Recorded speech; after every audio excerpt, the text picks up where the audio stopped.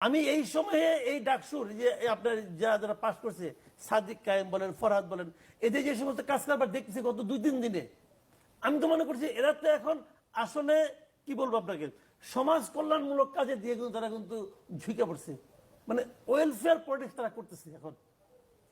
ওরা বলতেছে কি, ওরা হলে হলে ওয়াটার পিউরিফাইং মেশিন দিছে অন্যায়টা কি হয়েছে ভাই? অন্যায়টা কি যদি কেউ দেয়, অন্যায়টা কোথায় এরা বুঝান না।